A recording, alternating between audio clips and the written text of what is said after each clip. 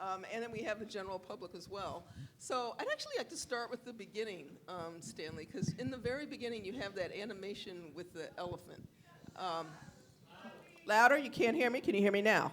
Okay, in the very beginning of the film, you have the animation with the elephant, and Erica is talking about the different blind men who each felt a different part of the elephant. Talk about why you chose to start the film that way.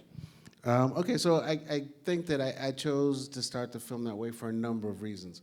One of the reasons was that somebody said early on, you're not going to start the film with those shots of of the Black Panthers looking all mean and all that stuff that we've all seen already. And I was like, I guess not. Although I was planning to start it. I was planning to start it that way. And then when we were talking to Erica, she just came out of the blue with that story, you know, of the blind men and the elephant. And I just thought it was such an incredible story, and it kind of let us off the hook. It said from the very beginning that we can't tell you the whole story. And I also thought, you know, I'm really interested in how people start films, you know. I just really interested. I actually teach a class, and we just look at the beginning of films over and different films. And, you know, how do you start a film? And, you know, I wanted to start the film in a different way. You know, I wanted not to start with a montage of the 60s or a montage of the Panthers. But, you know, I wanted to give that sense of, hey, wait a minute, maybe I came into the wrong theater, you know, when we start with the animation. So she gave us that story, and then I just went online. I actually just went online and Googled it or something, and there was a little animation of the blind man and the elephant that was online. And so we were able to kind of cut her story to that animation to see if it would work. Now, the animation was really cheesy. It's not the animation that we used, but we were able to cut it in and see that it would work. And for a long time, that was what was in the film, and we knew it would work, and so we went from there. What does it say to you? What is the story about for you in light of this story? Well, it says that, you know, you can't tell the whole story. You can't, you know, you can only see the part that you were in. You can only see the part that you can see. It's too big a story. You know, it comes from so many different angles. You know, and the story does. You know, I mean, we've been in screenings with Panthers who talk about, you know, the same thing in different ways. I mean, there are women who were part of the Panthers who talk about how much they were mistreated, and there are other women who talk about how well they were treated. And, you know, I was in a screening where the women shouted each other down, you know, and so there's no one Panther story. The Panthers were different things at different times in different cities and different places. So we wanted to give that sense from the beginning. Great. Jamal, what's it like for you to see, not just see yourself up there, but to sort of watch this film now from the vantage point of 2015, looking back? The first part of it is, and I remember when I'd seen the film with Stanley. I went by Fireside and watched the film. But the experience of watching the film with my family, I think, was at the MoMA screening with an audience and my children with me. And seeing it on the big screen and being in the room with a lot of other people, I was really transported back to the time. And then really re-experienced a lot of the victories and a lot of loss. And my daughter was sitting next to me when we got to the part of the film about Fred Hampton, and I started to cry. And as many times as I had told her stories about the Black Panther Party, my experiences and other experiences, my kids, of course, grew up around it and grew up knowing Panthers, knowing Kathleen Cleaver and Afeni Shakur and Bobby Seale and lots of wonderful people. She hadn't seen that moment and hugged me, and I realized that I had been transported back, and what a powerful job Stanley had done in creating a world that we all might sit in and experience, for a moment. The other part of it is that looking back, 49 next year to be 50 years, you realize how much work there is to be done. How much work. We stop and we realize that police shootings still occur, that there are more black men in prison tonight as we sit here than there were in chains at the height of slavery, that the disparity in communities around New York City And in Harlem, where I live, that gap is kind of more, it used to be uptown and downtown, now it's just across the street. So I'm mentoring kids that are growing across the street from condominiums that they'll never live in, and down the street from restaurants that they'll never eat in. And so you leave out with that resolve, as I hope we leave out, there is work to be done. Very true. Yeah. Lawrence, talk about the process of reporting, getting all these documents from the FBI. How did you go about that? I mean, it's a huge, huge file. I mean, I did a story on Eldridge Cleaver, and I was already had like 5 boxes of documents in. You must have had like a whole room. I guess the short story is never sleeping, seemingly. No. How many Freedom of Information Act requests did you have to file? I filed about a dozen, but they all came back. We didn't find anything. So what I did was, well, obviously we're making a film and I'm working with Stanley, so we don't hear no. And so I just kept digging and looking from books to scholars. And then the FBI did release a cache, or they declassified a bunch of documents. And so, sort of the trick is, it's just several ginormous PDF files that you can't even word search. You have to literally scroll through all of them, and you have to look at the dates and look what they're talking about and look at the cities, and then try and sort of match up, did this come from this, was this around that time, because it's just one big blob, so you do have to sort of read them and keep reading them and print them out and sort of see where we are in our story, see, is this relating to this place. So it was a sort of just a tedious piece. I mean, they talk about filmmaking being so glamorous, but this is really filmmaking, Right. Sitting around, reading things, doing spreadsheets to keep track of stuff. So, that's sort of the FBI portion of it. And then, using that same detective work, if you will, to find sources, people to go on camera, and for all the archival. Right. How did you find all that archival?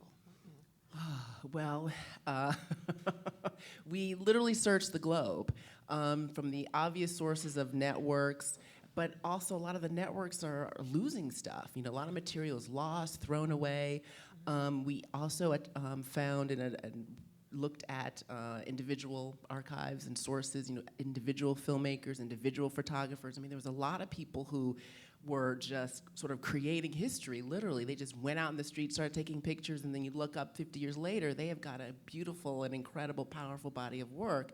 And many of it wasn't either developed, or they were just in slides or negatives. So it was sort of trying to chase them down or their family down, convince them to work with us, and everyone in the office heard me. I spent many a conversation, please begging, Right, talking to the right. sun or avoiding the sun, whoever, whatever strategy we Right. needed to do. But it was just important to go that length. And some photographers we even found in Canada, Japan.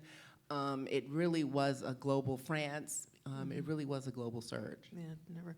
Stanley, you had a film that spans really like what, 68 to 72, 73, 78 years. How did you draw a narrative line from Stokely saying we want Black Power through the end of Elaine and Bobby running for office there? Well, How did you find the narrative line? I mean, because Yeah, I mean, I think the first thing was, we of course wanted to start with the beginning of the Panthers, and at one point, a lot of times this happens, I think, for me in films, we want to try to give more of the backstory originally. So originally we had a whole section on the L.A. riots or L.A. rebellions, the Watts riots as they're called, that really kind of turned a lot of people a lot of people became very militant after that. And we really wanted to tell that story, wanted to tell the story of Lowndes County and the Black Panther Party in Lowndes County and all of that. And we had a lot of material about that. And then finally it was like, okay, we got to just throw that out.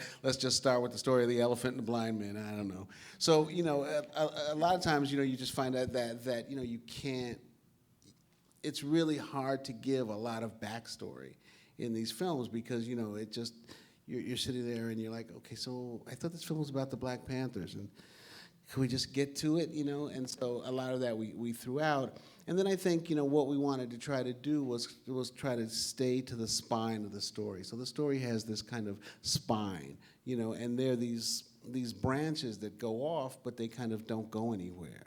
So to give an example, people ask about, you know, there's a point when Stokely Carmichael was part of the Black Panther Party. And people are like, well, why didn't you talk about Stokely?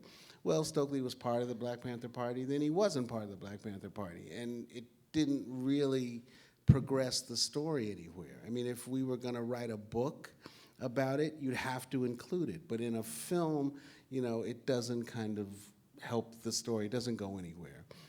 So, you know, you have to try to figure out what's the material that it doesn't matter.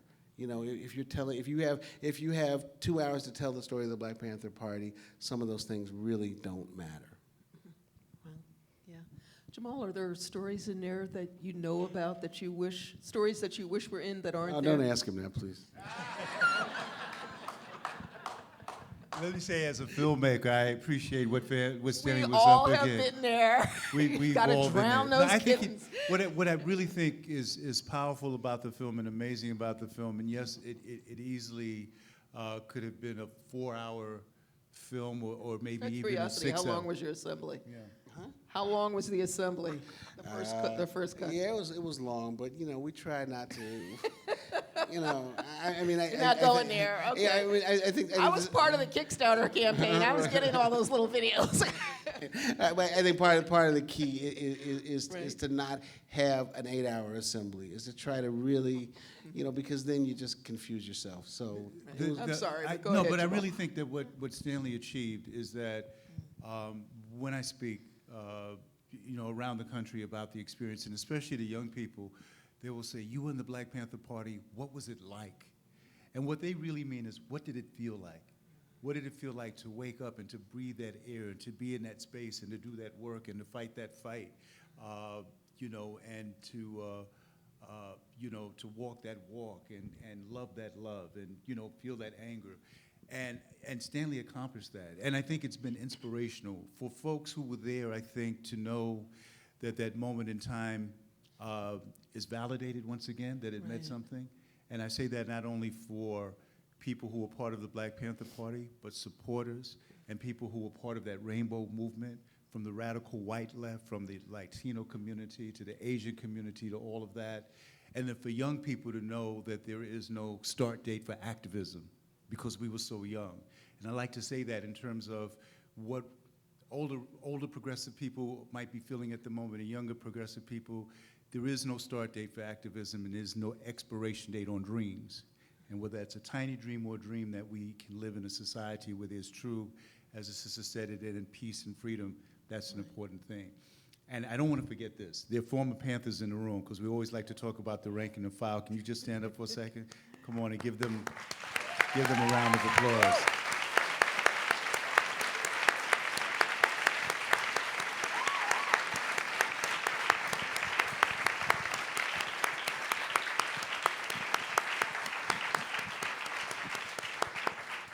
One thing that struck me was also the role of the press. In the very beginning, it talks about Huey was told like where to go in the first State House demonstration.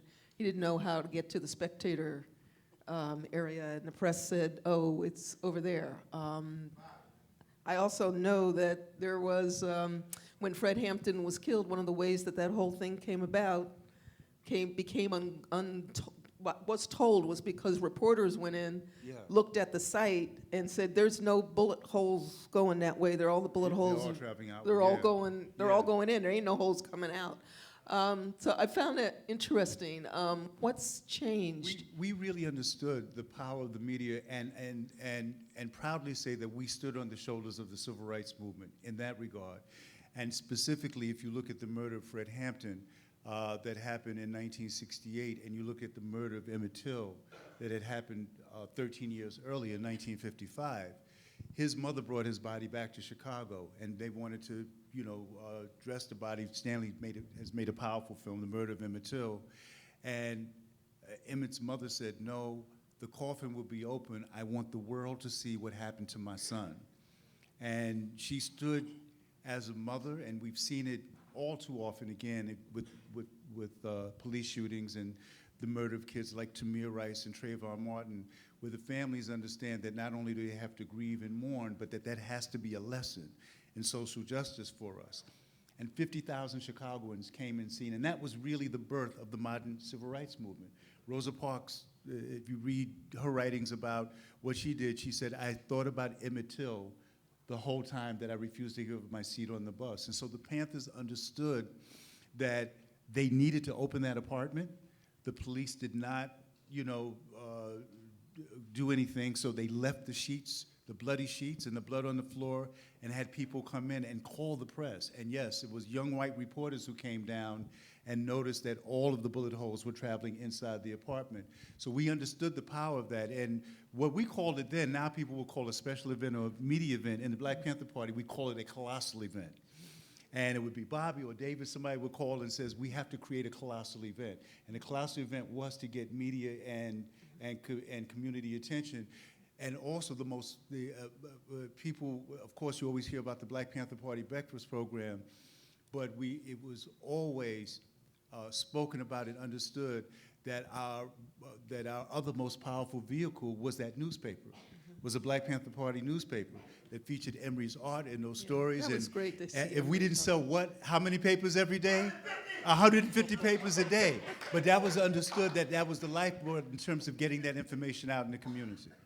Yeah, I too just think it's important to add that, the civil rights movement, a lot of the civil rights movement was great at using the media. So the Panthers had great shoulders to stand on, and so many times we forget that Rosa Parks was picked to do that.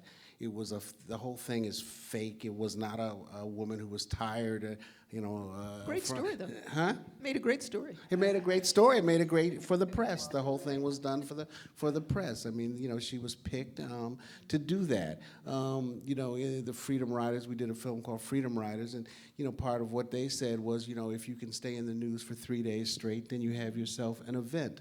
And so what they tried to do was stay in on the front page for 3 days in a row, and they did that. These people were trained to do that, and it wasn't. These things weren't done by accident. The reason they wore suits and ties, and the women wore dresses and little white gloves in the Freedom Rides, because they wanted to have that image of these people who were very proper, being beat by these thugs, wearing overalls and no shirts. It was all, a play to the press, and the Panthers took that and ran further with it. Stanley, what is your favorite scene that had to hit the cutting room floor? I don't mind, Yes, you do. Okay, I think that probably the last thing that we cut from the film was a sequence about the shootings at UCLA, where the FBI pitted one group John and Bunchy called Carter. John Huggins and John Bunchy Huggins Carter and Bunchy Carter were was two Panther Erica Huggins' husband. Yeah, two Panther leaders who were attending UCLA. And what happened was there was another group there called US that was a black nationalist group. And the FBI went and set about pitting them against each other, and did, and sent fake notes to us that were purported to be from the Panthers, and fake notes to the Panthers, until finally on campus at I think it was the Student Center at UCLA, the two Panthers were killed by members of us, and it was just a horrible thing that happened. But it also, the FBI looked at it like that this was a real coup. Okay, now we proved that we can do it. We can really do this, and it's an incredible story. And part of the reason why we cut it, and I should say, one of the things that happens is one of the decisions that we made that I think was a great decision was to make this film without narration. And so I think that's right. I think it was a right decision. But when you make a film without narration, it's hard to make quick turns. Now it's like you've got this ocean liner and you can't turn it. Where a narrator can get you from A to Z or A to B or A to F, like that. And so it was a very complicated story. So, I could tell you the story, right? But when you're looking at it, okay, so why were the Panther members attending UCLA. And why was us at UCLA? Well, UCLA had this program called the High Potential Program, and they took leaders from other areas and enrolled them in UCLA. You know, okay, so who was us? Okay, now we have to tell you all who us was and explain who us was, you know. Yeah. And so it just took us so long to get the story, you know, to get this thing, to get this ship sailing that you know, finally, you know, one day the editor, you know, Algernon Tunsil said, you know, I hate to say this, but I think we should just cut this story. And I was like, okay, let's cut it and see what happens. And we cut it, and we like just, oh God, the film is so much better without it. You know? Right. You know, the other thing it does, though, it happens in 1968, and so if you were, and you're building, the narrative of the film is building the party at that point. So if that's the beginning of the end, when actually the end is much later, not really much later, but it sort of messes with your narrative. Like, how many times can you show that? It's one of the tyrannies of the medium that we work in, that the narrative has its own, sort of has its own rhythm. Yeah, I mean, it's very different from a book, you know, to all the film students and you know, media students. It's very different from a book, you know. I mean, I say, you know, this is like the introduction to a book. I mean, that's about as much information as we can give you in this film, is what somebody can give you in an introduction to a book. And you can't make this film longer, you know, one, because of the contract we had, but two, I mean, you couldn't make this 4 hours. Everybody would be here. I mean, we'd have an hour and a half more to go. So everybody would be here sleeping. So, right. Lawrence, do you have a favorite scene that hit the floor? That would be it. I mean, there were other stories, but then they end up being just sort of ideas or nuggets. Right. And part of, you know, I call it feeding the beast. You know, once you open the edit room, you have to feed the beast, and you need the visuals. And if we are a storytelling medium, you need to see it. And that was really important in this story. We wanted people to just bathe in that era and be there and see it and feel it. And if you can't bring it in each scene, it's going to show. Then, you know, the weak links kind of quickly make themselves out. So your favorites, in some senses, in a way, maybe become your relief, because it can't measure up, it can't pop like the other scenes, and that's, you know, what you have to do. You know, when I started in documentary, someone told me, you know, you've got to change images every 8 seconds. You know, who knows if that rule applies? But 2 seconds. You know, now it's really 2. I mean, or millisecond. Yeah. But the point holds true in the sense of you've got to be, you know, thinking, and then once you have a rhythm of your film needs to progress on its rhythm, and you want it to progress forward and not get stopped or trapped on a scene that, oh, you just love that scene, but it's just not working well. Yeah, to give an idea, just real quick, to give an idea, I think an example of what Lorenz is talking about, there were lots of shootouts between, you know, local police and the Panthers. The reason why we chose to sit and lay in the LA shootout was because there was this great video of the shootout, because it lasted for 5 hours, because the Panthers had put sand in the walls. They had put sandbags up, so the police were used to just breaking down the door and getting in. But because they couldn't, it went on for 5 hours, which allowed the press to get there.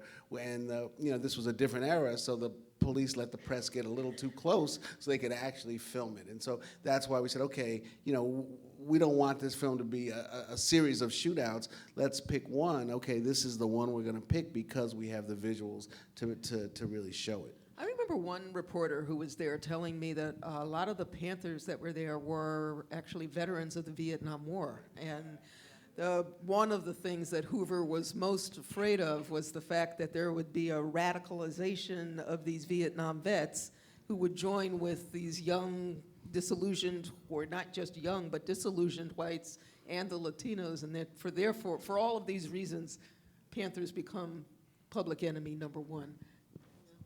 Do I have any questions? Yes. Question. I'm going to be really tough about this because I know that this film can stir a lot of strong feelings. Questions, not long political statements. Right. Or short political statements. Our questions about Good evening. Could you introduce yourself, please? My name is Ernst Peroden. I'm alumnus of Columbia College.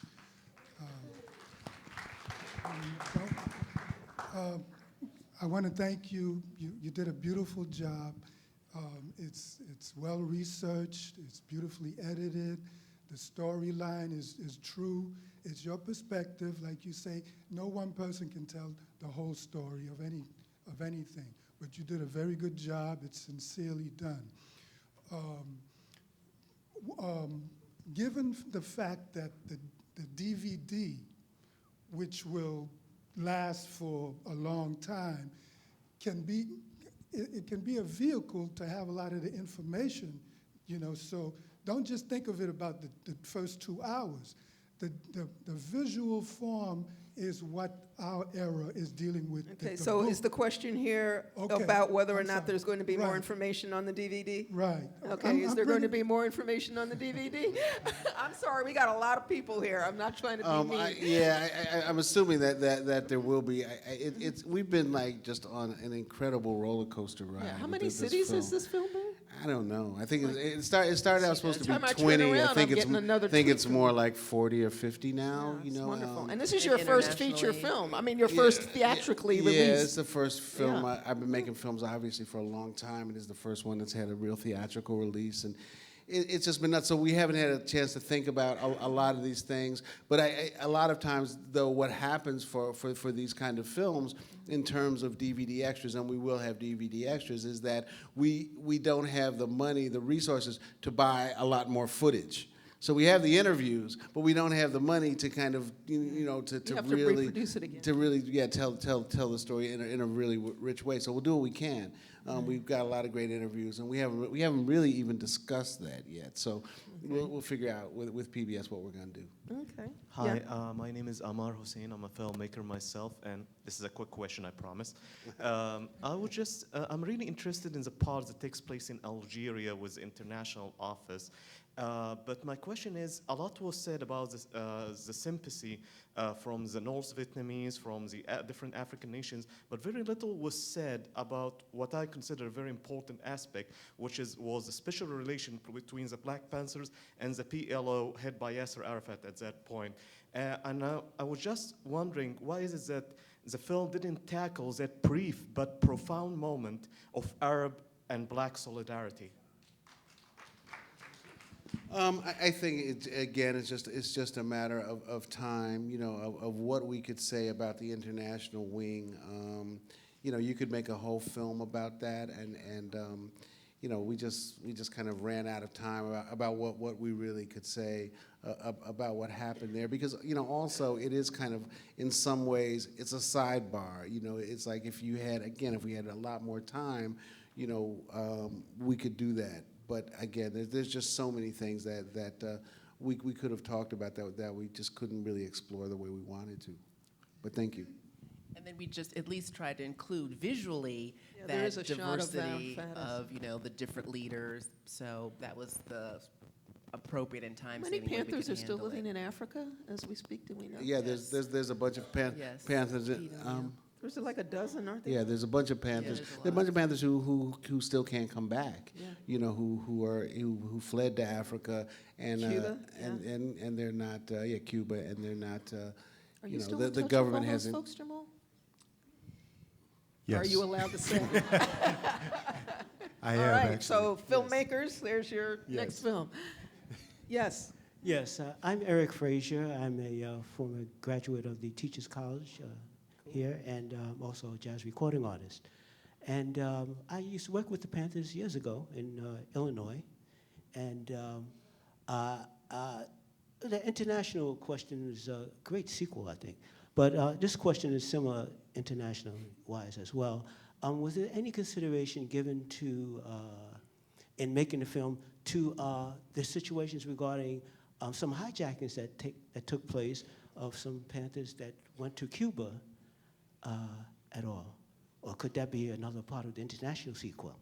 Yeah, that could probably, we have a lot of filmmaking students here, so there's, somebody take that on, because it's not gonna be me. Yeah, But, yeah, I mean, there is, look, again, there's, as we're seeing here, there's so many stories, you know, that, about the Panthers and about that time. I mean, I think that a great film could be made just about the whole hijacking, which is actually, I'm thinking about that. You know, but that has totally been forgotten by everybody, that there was a time when people were just, it seemed like every day another plane was getting hijacked, you know. Well, and and also people were one of just the hijacking issues planes. that's arisen because of the rapprochement with Cuba is what's going to happen now. Are they going to bring those folks back here and try them? There's a story from one of our journalism It says students. something about our relationships around the world with different issues. It's a great sequel. Yes. Thanks. exactly. Thank you. Hello, it's been a pleasure to have you here. Wonderful film. So this question is for everybody on the stage, except for June Cross. I'll answer it later. But looking at the 10-point system, we see that a lot of the points that the Panthers were speaking of is issues that still transpires in a lot of inner cities today. So my question is, what lesson can we take away from the film, and how can we utilize that lesson to bring about to bring about equality in these same communities? Yeah, that's really an amazing point. Yeah, let's please. If you go online and look up the 10-point program in the October 1966, there is, it could have been written like last month, not 49, 50 years ago. Seriously. And there's not a single point on that program that has been fully realized. And what we have to do is resist and organize. And the way to organize, I think that it's amazing the power of social media. And it's amazing how something can go viral, but we're not getting people on the street. So we need more just on fingers on the keyboard and on the cell phones. We need people on the street. So we need to see that resistance. And the other thing that I talk to young activists about is that there has to be, and this is from the civil rights movement as well, from the Black Panther Party, from other movements, that ongoing work in the community. Because a lot of times the people, and black activists are guilty of this too, a lot of times the people that we are quote unquote saving don't understand movement. It's a television story. So whether you're occupying Wall Street or you're marching against, police brutality, that's usually happening outside of the community with no real day-to-day follow-up. So when you talk about a concept like freedom to a person that is starving, that is hungry, is a meal. When you talk about liberation of someone that's homeless, liberation for that person is a safe, dry place to sleep that night. And so all of our great leaders have said this. You organize people not just around ideas, but around their needs. And so that's the work that has to happen. So our college students and our activists and our great theoreticians need to be in the communities organizing folks in real practical ways around their needs, and make them, this is important, make them active participants and soldiers in their own liberation.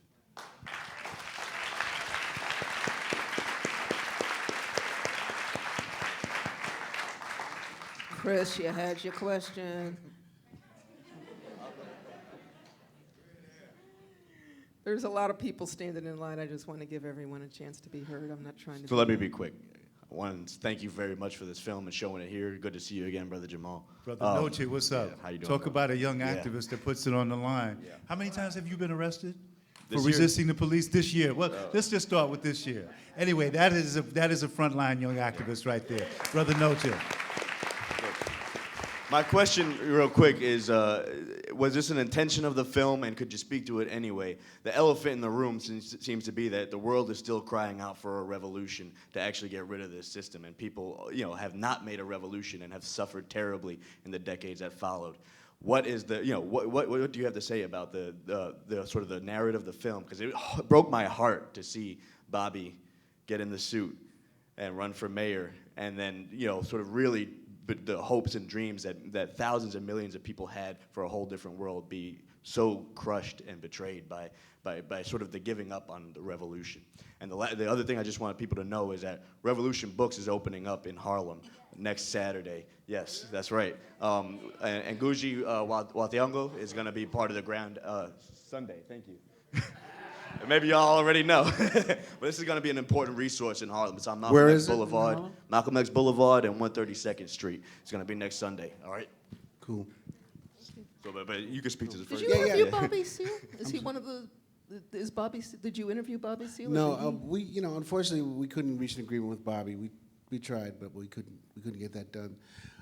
I think, hopefully the film is an inspiration, to young people. I mean, I think that it's kind of, it ends on a sad note, but hopefully, the film is an inspiration. The Panthers, are not a model that we're saying this is something that you should, recreate today.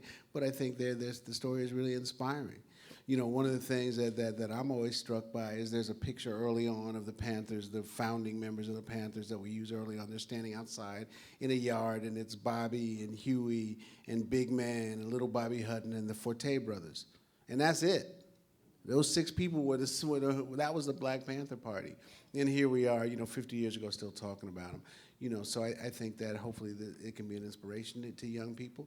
We've been traveling around the country with this film. I think the young people are starting movements right now. There's a lot of young people who are really involved, and hopefully, they'll keep it up. You had a Democratic debate where somebody actually used the word socialism, on TV, which was like, oh my God, am I hearing this right? So who knows? I mean, I was actually on a plane, when the debate, I was watching the debate on a plane, and I was like, oh my God. And nobody fainted in the audience, and the people who were running the debate just kind of kept on going. It wasn't like, oh my God, we have to stop. So hopefully this country's changing. I think we're in a very different historical moment than we were a year ago. And I think we've seen that in the acceptance of the film. The film is received in a very different way. I mean, we were in the edit room, and our joke was like, "Oh God, we'll just be in front of it. We'll have congressional hearings about this film." But there's been nobody anywhere has stood up and said, kind of, how could you? And we thought that's what we were going to get. How many years did you work on it? How long did it take? I worked on the film for about 7 years, so it was like 4 years or so raising the money, and then 3 years in and out of production to get the film made. Was it a tough film to get funded? Yes and no. I mean, they're all tough. I mean, it's like. Well, folks, this is the first real film that I've seen about the Black Power movement that really takes it on. I mean, people do the Kumbaya films really easily, but right. Yeah, it was a different set of funders. So I think what happened with the Black Panthers is very strange. It's like, some of the traditional funders, the foundations and others are like, Black Panthers? Oh, I don't know. Let's, you got anything else about Martin Luther King? But I think on the other hand, I think for broadcasters, the film is sexy. This film will be on PBS nationally on February 16th. It'll be on everywhere in this country at 9 o'clock. It's got common carriage. PBS has been incredible about the film, and our joke is like, have they looked at the film? Have they? I mean, they are just like, so they haven't said a bad word about the film. They've been amazing partners. But I think, partially is the Panthers are sexy. People are gonna tune in. People want to see it. So it was hard, and it wasn't hard. All right, great. Okay. And I think it took all this time in a way to be right on time, really. It did. For our Yes, own it's struggle, amazing it was a how that struggle in the happens. edit room, a struggle to get it accomplished. It was much longer than we thought. I mean, we're filmmakers, and part of that is dreamers. Like, oh yeah, we'll be done in like a year and a half, and and of course not. So, but it took that time. How long were you editing? I want to say, I think the editing was supposed to be 40 weeks. That was what was in the edit. So it might have been more like 60 or 70. It's almost double, yeah. But, and for all the filmmakers here, if you're making a documentary film, put your money in the editing. If you put your money in the editing, that's where the money should go. And if you want to talk to me afterwards, if you put your money in the editing and you use you manage the edit room and use your editing time correctly, and make the film better and better, and don't make it different, which is, and realize when you're not making it any better, you're just making it different. I think that's where you want to put the money. There's a big difference between, this film that we spent a lot of time in the edit room, and an A&E biography where they edited in 10 or 12 weeks. Hopefully, it shows up on the screen. Yeah. That's the difference between the non-narrated and the narrated. You need to take all that time to let those Yeah. voices be heard. Yes. Hi, June. It's Rich Blint. I'm here at Columbia University, where I teach and also help run an office. You were definitely a filmmaker, June. All your questions. I was really struck in the film by the idea of psychosis, right? Arthur Jafer made a film with Malik Saeed called Dreams Are Colder Than Death. Kathleen is in that film. And she talks about how the men had psychic breaks, right? And I'm wondering, we see it all over here, the kind of ways in which the kind of psychic life of America, race in America, gets twisted and turns in on oneself. And there are many moments in the film where, from Bobby to Huey, where there's a certain kind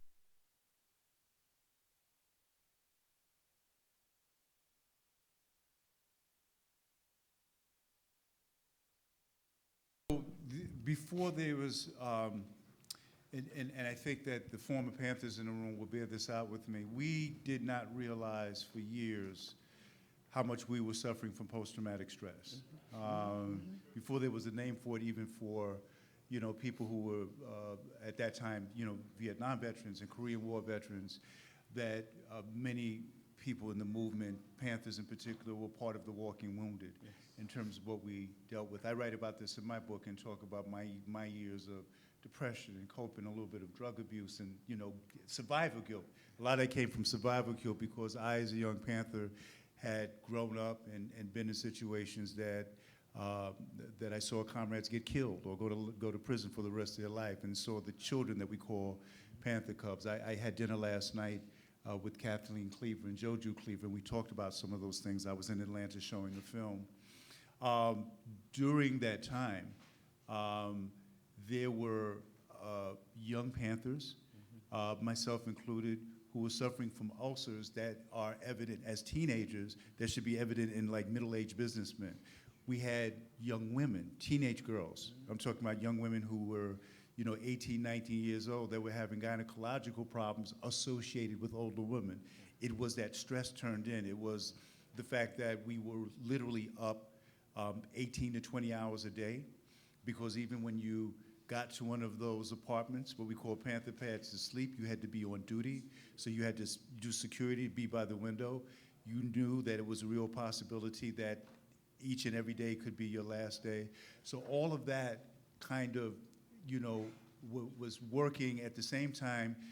As Elaine said, in that said, we didn't get these brothers from Revolutionary Heaven, which is a great quote. Where is that, by the way? People were coming in with issues. Fanon talks about it in Wretched of the Earth, about colonial wars and mental disorders. Yeah. So we're coming in to traumatize people to begin with.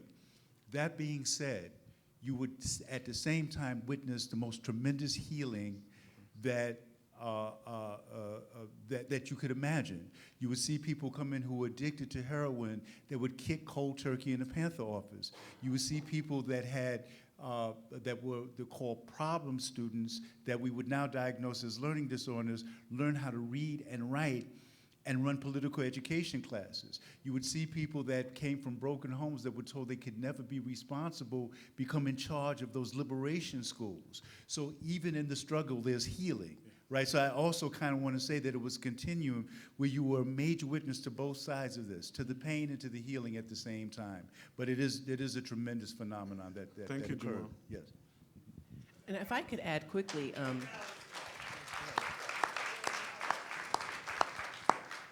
when you're trying to make a documentary like this, and we're calling them on the phone, and we're trying to gain access and trying to talk to them, and as young filmmaking students, no one owes you to answer the phone call. No one owes you to talk to you. So you really have to navigate these waters and have some understanding and prepare yourself as best you can before you call anyone. Whether it's a neighbor, aunt, a police officer, a scholar, anybody, someone who's experienced something very intense. that is your job as a journalist slash filmmaker to, I think, just to be as prepared as you possibly can. And I just tried to be human. I don't try to be somebody else or be them. And, you have to also have that journalistic spirit and stick-to-itiveness, and also realize you may have some blowback. And how are you going to plan for that? How are you going to have conversations? And it's a back and forth, and that's human. And you have to have a human interaction with people, and if you need to be prepared to have that. We certainly went in the film knowing it'll be challenging, but you don't really know until you're involved in it and in it. And I just made my cell phone available all the time, and had very confidential conversations, intense conversations, enjoyable conversations. I learned so much. I'm so appreciative, and I just want to say publicly, I'm very appreciative of their time, answering my phone call, dealing with me, and meeting with them in person, because you have to also do the legwork. You can't just make a phone call, hey, give me the story, and we're done. Like, no, it doesn't happen that way. And they don't have to say yes, and so it's your job to figure out how to do that.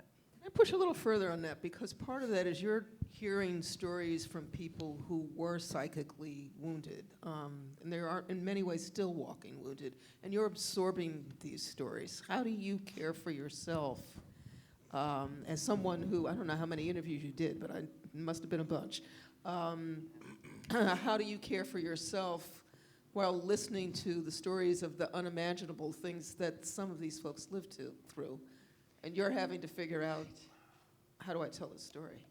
Both of you, actually. That was something there's no manual. I just think, okay, I'm trying to go in and be professional and do my job. But you're hearing just incredible stories, and that may happen the first phone call or the 5th or the 10th, and you don't know. And then I do have a sense, since I did go to journalism school, if people are in that moment, that's when I have to be engaged. And I don't know, and I'm sure we went through something, because once we finished the film, I think the first 6 months, I was just in another zone. I mean, it's just a very intense place to be. But I enjoy talking to people and hearing their stories. I'm just a filmmaker. I'm not any kind of trained therapist or anything like that, but I'm a filmmaker and I listen. And along with a lot of cappuccino, I just had probably way too much. I was on a lot of stuff myself, trying to get through it. What are you talking about? How did you two work? Talk about how you two work together. I mean, it's like so. You don't want to know. You don't want to know? Yes, I do. So Lawrence was finding the interviewees, and then you would sit down and do the interviews. How did you know what questions to ask from Lawrence? So the way we kind of work is Lorenz is kind of the first person. She talks to everybody. Lorenz is the one who finds people, talks to them. She talks people into it. Lorenz is an incredible. There's nobody like Lorenz in terms of talking people into doing stuff and talking to people, but and just being honest with them. But just talking. We would in the office. We would sit there. So the edit room was kind of Lorenz's desk is like kind of right outside the edit room. We'd sit in the edit room and just listen to her. Like we'd just be like, shh, listen to this. And she's like, oh, and how's your dog? Oh my God, yeah, your dog, yeah. And is he eating the Purina dog chow again? Oh, is he eating solid food? She's just great. So so she's kind of the first wall, and part of the rule is that nobody can ever say no. Like the final is like if somebody says no, it's the final thing is okay, you got to speak to Stanley now then, because you just can't say no. We can't, if there's somebody we want, we can't take a no. And then she writes up a little abstract of the people she talked to, and we try to have a rating system. We might rate it, A, B, C, D, and depending on, and then we just try to mix and match and see who we've got and figure it out. And usually, a lot of times I don't talk to people until I'm actually doing the interview, and she'll write out questions. she'll write out questions, and you know, and then I'll also write out, you know, additional questions, and then maybe How long were your interviews? The interviews tend to be 2 hours, maybe. You know, Kathleen, somebody like Kathleen Cleaver was maybe, you know, we had maybe given it 3 or 4 hours because Kathleen, you know, was kind of had so much to say and could cover so many areas. Somebody, you know, who's covering just one thing might be, you know, an hour, hour and a half. But we tend to, you know, I tend to have a lot of questions. I write them all down. It really depends on, you know, who you are as an interviewer. I worked with Bill Moyers for a while, you know, and Bill Moyers would come into the interview and he'd have like a business card with a blank background, and he has this little tiny writing and this little tiny weird writing, and he would like all his questions would be on the back of the business card, and he'd ask like basically he'd ask the person one question and then he'd just like talk to him. He'd say so, and then after that it'd be like, and you know, and you know, it'd just be like a conversation. You know, I'm not that good. You know, I mean, you know, you know, anybody who's interviewed somebody, and especially on a film set, I mean, it's tense. You know, it's like, you know, you've got this one time to get it. There's lights there. There's people running around. You know, asking if you want a donut. You know, you're like, no, I don't want a donut. I want to just do this interview. No, you know, and it's just like, you know, and so it's very intense. And so for me, if I don't have everything kind of written down, you know, I can lose it, and I'm also I'm thinking on like 3 or 4 levels. I'm thinking, you know, I'm thinking about the next question, but I'm also trying not to think about the next question because I want it to be a conversation. I'm thinking about, does that statement have a beginning, middle, and end? I'm thinking about where, you know, okay, where does that fit into the film? How do I follow that up? You know, all of those things, and so it's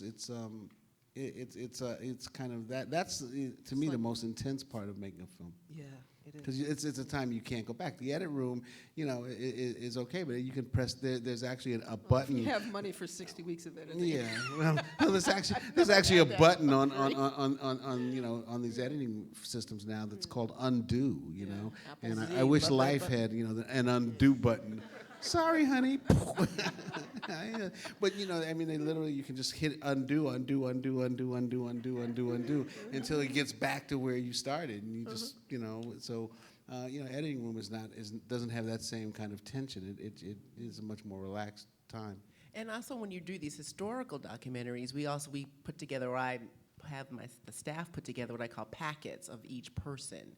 So A timeline. Yes, like a timeline, who they are, you know, the basics, you know, when they were involved, and the year, and the city, and the location, and where they're from. You know, just almost like everyone's got to have a basic biographical sketch along with their contribution of what we discussed, along with, you know, any other relevant details and who they had other involvement with. So, especially for these historical documentaries, you know, all the interviews, especially if you're not having a narrator, you know, you've got to have all these links and connections with people. You know, was someone much younger than somebody else, and what was that relationship like, and what, you know, just all these other intricacies. And so it's helpful to have some sort of roadmap in addition to your questions to prepare you, so you hopefully get the most out of your interviews. Can I give an example? Because Sure. there are journalism students here. Yes. We have Okay, so you know, I'll give you an example. So when I do interviews, pre-interviews, what I'll do is if somebody says something really good,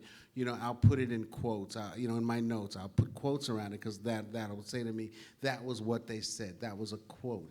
So to give an example, I did a film called The Murder of Emmett Till, and his cousin who was in the room when Emmett Till was kidnapped, you know, when I was doing the pre-interview, I'm sitting there talking to him, and I say, so what was it like? And he said, oh, it was as dark as 1,000 midnights. You couldn't see your hand in front of your face. And I was like, oh, you know, and I put it in quotes, dark as 1,000 midnights. You couldn't see your hand in front of your face. So we go back, you know, a month later to do the interview with the cameras, and we have the cameras rolling, and I'm like, so, Wheeler, what was it like that night? He was like, it was real dark. So it was real dark, Stanley. I'm like, okay, Wheeler, let's try it again. Let me ask you again, Wheeler. You know, what was it like, you know, that night? He's like, oh, Stanley, it was dark. It was real dark. I said, okay, cut. You know, and this can't leave this room. I said, look, Wheeler, you know, before when I interviewed you, you know, you said it was dark as 1,000 midnights. Do you mind, you know, saying that again? Would you feel comfortable saying that again? He said, no, man, go ahead. I said, roll. I said, so what was it like that night? He said, it was as dark as 1,000 midnights. You couldn't see your hand in front of your face. And that's how the film starts. That's basically the first lines of the film. But I mean, and that all came about because I had put it in quotes, you know, and I knew that he had said that, and I wanted him to say it again. There's a moment in Freedom Riders where John Siegenthaler, you know, he gets a call from Bobby Kennedy, and Bobby Kennedy says to him, you know, who the hell is Diane Nash? And that was that's where the film like really spins off and turns and just goes in another direction. And he had written that in his book, and so we wanted that line, and we went after it, and you know, we got it. Question, yes. BJ, Corona Branch, New York State chapter. Before I ask how you doing? I just want to share something with people before I answer the question. You remember the Freeman brothers? Ronald Freeman, the one that said, I had to leave my family because of the FBI harassment. You remember that guy? Yeah. His brother that said, I was all shot up. And Wayne Parr. Yeah. He said, oh, man, I felt like a free Negro. Yeah. Well, Stanley, that was my favorite part of the film. That's everybody's favorite part. Yeah. But could you guys stand with me? Because these brothers passed away before the film was released. So can you stand with me and applaud the lives of these brothers? Yeah. Now, I'm not one for a moment of silence. Can you make some noise for them brothers? Yeah! Thank you very much. Stanley, my question is, what's your next film, brother? Thank you.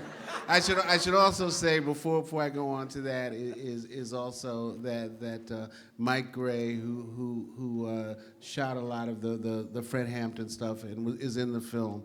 And he made a film called The Murder of Fred Hampton that was a real inspiration to me in my life in making films. He passed away, and also, of course, Julian Bond, who's in the film, passed away. So 5 people who were in the film have passed away, and that's something that's really, you know, amazing about it. I mean, you couldn't make this film today if you tried, because, you know, the witnesses aren't there anymore. I'm working on a film now on historic black colleges and universities that we just started. We just started shooting that. Yep, and how they've changed America, and yeah, HBCUs. I should also say I'm also teaching at Morgan State, so I'm also teaching at HBCU for a year. So it's my year of HBCUs, and after that we're working on a film on the slave trade and the business of the trade, and we're looking forward to working on that.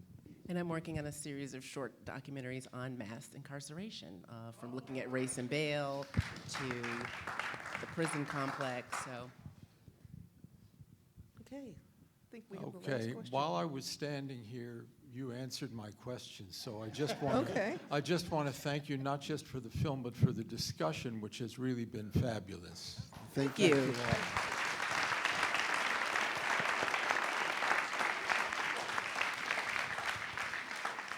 Does anybody, you know, I'm just going to tell one story just because I'm a former Black Side alum, and I recognized the interview with William O'Neill, who was the informant who gave the police the information. That story was originally shot for Black Side for Eyes on the Prize, and William O'Neill committed suicide the night that story, yeah, it was like either that night or the next night. Yeah. Yeah, allegedly. Well, no, I think he actually did. So, but I mean, it's again a thing about the impact and the power of the press. And he had the courage to sit down and do it, but then not the courage to face the music afterwards. Any last words from any of you before I call it? We've been up here for an hour. Well, I should say that again, the film will air on PBS on February 16th of next year. Independent Lens? It's part of it, yeah, it's called Independent Lens Special. If you go to theblackpanthers.com, you can find out information about where the film is airing. It's airing tomorrow in Teaneck, is it? Is that tomorrow? yes, Or that next week? Teaneck International Film Festival in Jersey. Right, I'm going there tomorrow. Yeah, and then we're part of... Yes, so, right, 2 o'clock. And then we're part of a thing called Doc New York. So the film is going to air a couple times. And also... You in Doc NYC as well? Yeah, Doc NYC. Doc That's NYC. February 15, correct? February Sunday, February 15. And I think Sunday the also the 15th, 16th, maybe. Maybe the 16th. But the 15th, yeah. So then the 15th, we're having a little cocktail party after. So please come. But again, if you go to the theblackpanthers.com, you can find out. And we're also starting that tug, which is this, you know, I don't know how to explain tug. Community screenings, like you can request the screenings, right, in the Yeah. different communities, and if Yeah. you reach Yeah. a You now certain can capacity. you now can host a screening Yeah, of now the you Black can host a Panthers in your screening. community. So what Yes. tug is, and then you can find out how to do that on theblackpanthers.com. And basically what you do is you sign up enough people to, you know, pre-advance, and then you bring the film to your community. So we're doing that. But again, you could find out all that in theblackpanthers.com. And I just want to say, I don't know if it was said at the beginning because I wasn't here, but we are one of the 5 nominees for Best Documentary of the Year from the International Documentary Association. So we just got nominated for that 3 days ago. So it's great. Jamal? So I'd like to speak to the filmmakers and journalists in the room from that. So be inspired to not only spread the word about this film, but to be tenacious and bold and daring in your own storytelling. You've heard how difficult it can be. You've heard how long it can take. This is what it takes to make a difference with your storytelling. You've heard stories about Fred Hampton's murder and how journalists kind of broke that open, and there are stories about that kind of daring and bravery. So filmmakers and storytellers, be brave, be tenacious, be powerful in your truth. In the words of Paul Robeson, artists and storytellers, and I'll add journalists, are the gatekeepers of truth. And with that comes awesome power, but awesome responsibility. Let me just add that Jamal has a new film that we should be talking about. Jamal, what's the name of Yes, your film? Jamal's new The name of the film. film is Chapter and Verse. Chapter and Verse, That's right. which I actually saw at a screen. It's a beautiful, beautiful, beautiful Are film. you at Doc NYC too? So Not a documentary. he's not a doc, but he has It's a feature. It's a feature film. It's Yeah. an independent film. It takes on, it's the story of a black man returning to Harlem after 8 years in prison, and all of the stuff that swirls around him in terms of family and gangs and him trying to rebuild his life. And where can we see it? I don't know next. We were at Okay. Urban World, the Bronze Limb Film Festival, and the International Black Film Festival in Nashville, Tennessee. But the good news is that we have 3 distribution companies talking to us about putting the film out next year. That's So we great. feel blessed. in that. Wonderful. Thank you. Thank you. Just my shameless self-promotion plug. I also we have are a doc screening- in Doc Yes, it NYC does. Yes, next but we are going to next week. screen early next year at Columbia University at Colloquium, so we are doing that. Awesome. And Let us there's know. a talk about 3 of the different schools kind of coming together to screen it, because a lot of colleagues have seen the film. So yet next year, early next year in the semester, you'll get information about where we can see that film on Great. campus. Thank June, you. when is your film? My film, it'll be Wilhelmina's War, will be on Saturday at Doc NYC at 4:45. So you can look it up. Yay! Yes. Yes, And we all have another labor social of media. love. I'm at Lorenz Thank you, Grant.